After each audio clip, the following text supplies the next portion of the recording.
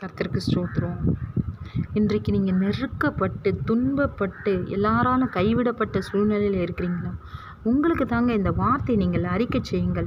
நாங்கள் எப்பக்கத்திலும் நெருக்கப்பட்டும் ஒடுங்கி போகிறதில்லை, கலக்கம் அடைந்தும் மன முறிவடைகிறதில்லை, துன்பப்படுத்தப்பட்டும் கைவிடப்படுகிறதில்லை, கீழே தள்ளப்பட்டும் மடிந்து போகிறதில்லை.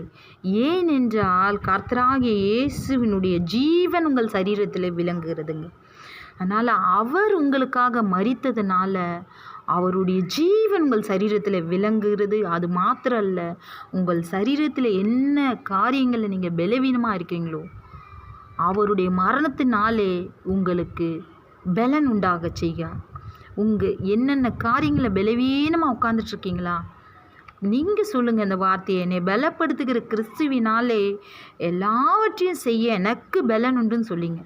பலன் உள்ளவனுக்காகிலும் பலனற்றவனுக்காகிலும் லேசாக உதவி செய்கிறவர். அதனால் உங்களை எல்லா சூழ்நிலைகளும் பலப்படுத்துகிறவர் அவர் தான்.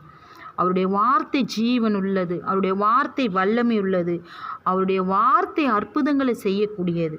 அதனால் எந்த சூழ்நிலையை பார்த்து சொல்லுங்கள், நாங்கள் எப்பக்கத்தில் நெருக்கப்பட்டோம் ஒடுங்கியே போகிறதில்ல.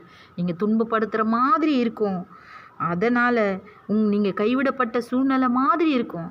ஆனால் நீங்கள் கர்த்தராகிய இயேசு கிறிஸ்துவை நீங்கள் விசுவாசிக்கும் பொழுது, அவருடைய மரணத்தை நீங்கள் விசுவாசிக்கும் பொழுது, அவர் உங்களுக்காக மரித்தார், அவர் உங்களுக்காக மரணத்தை ருசி பார்த்தார் என்று நீங்கள் விசுவாசிக்கும் பொழுது நிச்சயமாக உங்கள் சரீரத்திலே பலன் உண்டாக செய்வார். ஜெயம் உங்களுக்கு தான். நீங்கள் வார்த்தையை அறிக்கை செய்யுங்க, ஜெயத்தை பெற்றுக்கொள்ளுங்க, சூழ்நிலைகள் ஜெயமாக மாற்றி தருவார். ஆமேன்.